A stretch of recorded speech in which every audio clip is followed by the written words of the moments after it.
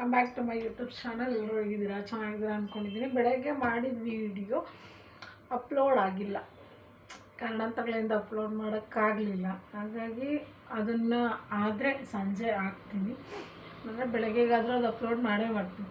ಇವತ್ತು ರಾಯರದ ಪಟ್ಟಾಭಿಷೇಕ ಇರೋದ್ರಿಂದ, ಇವತ್ತು ನಡೆಯುತ್ತೆ ಇರೋದ್ರಿಂದ ಬೆಳಗ್ಗೆ ನಾನು ರಾಘವೇಂದ್ರ ಸ್ವಾಮಿಗೆ ಹೂರ್ಣ ಮಾಡಿಟ್ಟಿದ್ದೆ, ಕಡಲೆಬೇಳೆ ಹೂರ್ಣ.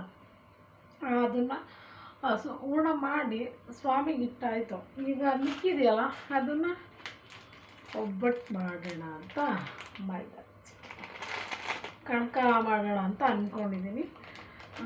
ಕೆಲವರು ಫುಲ್ಲು ರವೆ ಹಾಕಿ ಸ್ವಲ್ಪ ಮೈದಾ ಹಾಕ್ತಾರೆ, ಕೆಲವರು ಮೈದಾ ಹಾಕಿ ಅದಕ್ಕೆ ಅರ್ಧಕ್ಕರ್ಧ ಮೈದಾ ಅರ್ಧ, ಚಿರೋಟಿ ರವೆ ಅರ್ಧ ಯೂಸ್ ಮಾಡ್ತಾರೆ. ನಾನು ಸ್ವಲ್ಪ ರವೆ ಸ್ವಲ್ಪ ಮೈದಾ, ಅಂದರೆ ಜಾಸ್ತಿ ಮೈದಾ ಅಲ್ಲ, ಸ್ವಲ್ಪ ಸ್ವಲ್ಪ ಹಾಕಿ ಕಲಸಿ ಇಟ್ಟುಬಿಟ್ರೆ ನನ್ನ ಮಗಳಿಗೆ ಸ್ಕೂಲಿಂದ ಬರೋದಕ್ಕೆ ಅವಳಿಗೆ ತುಂಬ ಇಷ್ಟ.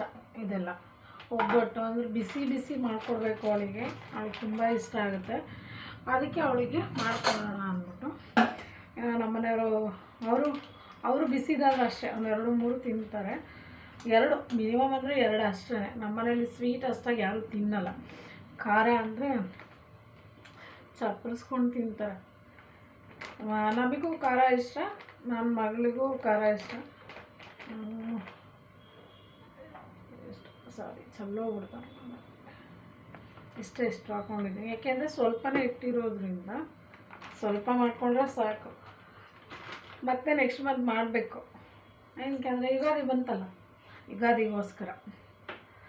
ಹಾಗಾಗಿ ಒಂದು ನಿಮಿಷ ಫೋನ್ ಬರ್ತಿದೆ. ನಾನು ಚಿರೋಟಿ ರವೆ ಹಾಕೋಣ ಅಂತ ಅಂದ್ಕೊಂಡೆ, ಆದರೆ ಇದು ಚಿರೋಟಿ ರವೆ ಅಲ್ಲ, ಉಪ್ಪಿಟ್ಟು ರವೆ. ಅಂದರೆ ಸ್ವಲ್ಪ ಇನ್ನೂ ಕಾಳು ಥರ ಇದೆ. ಇದನ್ನು ಹಾಕಿ ಕಲಸಿದ್ರೂ ಒಂಥರ ಆಗ್ಬಿಡುತ್ತೆ. ಚಿರೋಟಿ ರವೆ ಆದರೆ ಟೇಸ್ಟ್ ಚೆನ್ನಾಗಿ ಬರುತ್ತೆ.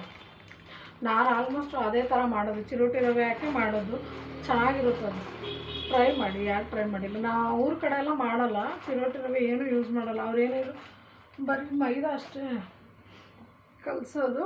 ನಾನು ಅದಕ್ಕೆ ನಾನು ಮಾಡಿದ್ದೀನಿ, ಸ್ವಲ್ಪನೇ ತೊಗೊಂಡಿದ್ದೀನಿ, ಜಾಸ್ತಿ ಏನು ಮಾಡ್ತಿಲ್ಲ. 1/4 kg ಅಷ್ಟು ಇಲ್ಲ, ಒಂದು 100-150 ಗ್ರಾಮ್ ಇದೆ. ಇದಕ್ಕೆ ಸ್ವಲ್ಪ ಅರಿಶಿನ, ಒಂದು ಚಿಟಕಿ ಸಾಲ್ಟ್ ಹಾಕಿ ಚೆನ್ನಾಗಿ ನಾದಬೇಕು. ಚಪಾತಿಗಿಂತ ಸ್ವಲ್ಪ ತೆಳ್ಳಗೆ ಚೆನ್ನಾಗಿರುತ್ತೆ. ನೋಡ್ತಾ ಇರ್ತೀವಿ, ಸ್ವಲ್ಪ ಅರಿಶಿನ ಬೇಕಾದ್ರೆ ಹಾಕೊಬೋದು. ಸ್ವಲ್ಪ ಅರಿಶಿನ, ಸ್ವಲ್ಪ ಸಾಲ್ಟ್. ಒಂದು ನಿಮಿಷ, ನಾನು ಇವಾಗ ಹೇಳಿದೆ, ನಾವು ಅಮ್ಮ ಕಾಲ್ ಮಾಡ್ತಿದ್ದಾರೆ. ಅಮ್ಮ ಫೋನ್ ಮಾಡಿದ್ರು, ಅವ್ರ ಹತ್ರ ಮಾತಾಡ್ತಾ ಕಲಸೇ ಇಟ್ಬಿಟ್ಟೆ. ಇಷ್ಟ ಸ್ವಲ್ಪನೇ ಹೂರ್ಣ ಇರೋದ್ರಿಂದ, ಕಣಕನೂ ಅಷ್ಟೇ ಸ್ವಲ್ಪ ಅರಿಶಿನ, ಉಪ್ಪು, ಸ್ವಲ್ಪ ಮೈದಾ. ರವೆ ನಂಗೆ ಚಿರೋಟಿ ರವೆ ಸಿಗಲಿಲ್ಲ, ಹಾಗಾಗಿ ಚೆನ್ನಾಗಿ ಹಾಕ್ಕೊಂಡಿದ್ದೀನಿ. ಇದಕ್ಕೆ ಏನಿಲ್ಲ, ಮೇಲೆ ಒಂದು 2 ಸ್ಪೂನ್ ಎಣ್ಣೆ ಹಾಕಿ ಬಿಟ್ಬಿಟ್ರೆ ಚೆನ್ನಾಗಿ ಉಬ್ಬುತ್ತೆ, ಸಾಫ್ಟ್ ಆಗುತ್ತೆ. ನೋಡಿ ಹಿಂಗಂದರೆ ಹೊಳ್ಕೋಬೇಕು. ಚೆನ್ನಾಗಿ ಬಂದಿದೆ. ಇದಕ್ಕಿನ್ನೇನೋ ನಾನು ಮಾಡಲ್ಲ, ಒಂದು ಸ್ವಲ್ಪ 1-2 ಸ್ಪೂನ್ ಎಣ್ಣೆ ಹಾಕಿ ಬಿಟ್ಬಿಡ್ತೀನಿ. ಕಲಸಿಟ್ಟಾಯಿತು. ಇಟ್ಟಾದಮೇಲೆ ಅದನ್ನ ರೆಸ್ಟ್ ಮಾಡೋಕ್ಕೆ ಬಿಟ್ಟಿದ್ದೀನಿ. 1 2 ಅವರ್ಸ್ ಬಿಟ್ಟರು ನಿಮಗೆ ಆಗುತ್ತೆ, ಒಂದು 1/2 hour ಬಿಟ್ಟರು ಓಕೆ.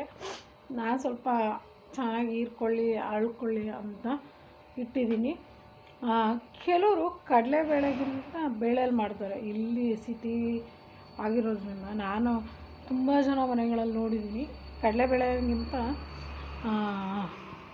ತೊಗರಿಬೇಳೆಲ್ಲೇ ಮಾಡ್ತಾರೆ. ನಮ್ಮ ಕಡೆ ಮಾಡಲ್ಲ, ತೊಗರಿಬೇಳೆಯಲ್ಲಿ ಮಾಡಲ್ಲ, ಕಡಲೆಬೇಳೆಲ್ಲೇ ಮಾಡೋದು. ಆದರೆ ಚೆನ್ನಾಗಿರುತ್ತೆ. ಆದರೆ ಒಳ್ಳಲ್ಲಿ ಅಂದರೆ ರುಬ್ಬಿ ಮಸಾಲೆ ಅದರಲ್ಲಿ ರುಬ್ಬಿ ಮಾಡ್ತಾರೆ, ಅದು ಟೇಸ್ಟ್ ಇನ್ನೂ ಚೆನ್ನಾಗಿರುತ್ತೆ, ಇದಕ್ಕಿಂತ ಸಗದಾಗಿರುತ್ತೆ.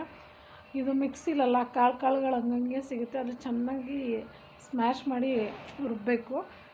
ಅಲ್ಲಿ ಆ ಥರ ಎಲ್ಲ ಚೆನ್ನಾಗಿ ಬೆಂದಿದ್ದಕ್ಕೆ ಕಲ್ಲಲ್ಲಿ ಹಾಕಿ ಹಿಂಗೆ ಅಂದ್ಬಿಟ್ರೆ, ಬೆಲ್ಲ ಹಾಕಿ ಕಾಯಿ ಹಾಕಿ ಸಗದಾಗಿರುತ್ತೆ. ನಾವು ಸದ್ಯಕ್ಕೆ ಯುಗಾದಿಗೆ ಊರಿಗೆ ಹೋಗಲ್ಲಲ್ಲ, ಈ ನಡುವೆ ಹೋಗೋಕ್ಕಾಗ್ತಿಲ್ಲ. ಅವಳ ಸ್ಕೂಲ್ ರಿಸಲ್ಟ್, ಎಕ್ಸಾಮ್ಸ್ ಈ ಥರ ಇರೋದ್ರಿಂದ ಈ ನಡುವೆ ಯುಗಾದಿಗೆಲ್ಲ ಹೋಗೋಕ್ಕಾಗ್ತಿಲ್ಲ. ಯುಗಾದಿ ಎಲ್ಲ ಮುಗಿಸ್ಕೊಂಡೆ ನಾವು ಊರಿಗೆ ಹೋಗಬೇಕು. ಏನೂ ಮಾಡೋಕ್ಕಾಗಲ್ಲ, ಕೆಲವೊಂದು ಸಲ ಆ ಥರ ಆಗುತ್ತೆ. ಮುಂಚೆ ಎಲ್ಲ ಚಿಕ್ಕವರಿದ್ದಾಗ ಆ ಥರ ಮಾಡ್ತಿದ್ವಿ. ಇವಾಗ ದೊಡ್ಡವರಾಗಿದ್ದಾರೆ ಮಕ್ಕಳು, ಅವ್ರ ಸ್ಕೂಲು ಅವರು ಇದು ನೋಡಿಕೊಂಡು ನಾವು ಸ್ವಲ್ಪ ಅವ್ರಿಗೆ ಟೈಮ್ ಕೊಡಬೇಕು. ಹಾಗೆ ಸ್ವಲ್ಪ ಕೆಲಸಗಳು ಇದೆ. ಬಟ್ಟೆ ಎಲ್ಲ ವಾಷಿಂಗ್ ಮಿಷಿನ್ಗೆ ಹಾಕಬೇಕಿತ್ತು, ಬೆಳಗ್ಗೆ ಹಾಕೋಕ್ಕಾಗಲಿಲ್ಲ. ಸಂಜೆ ಹಾಕೋಣ ಅಂದ್ಕೊಂಡಿದ್ದೀನಿ. ಆ ಕೆಲಸನ ಮುಗಿಸ್ಕೊಂಡು ಬೇರೆ ಕೆಲಸ ಮಾಡೋಣ ಬನ್ನಿ.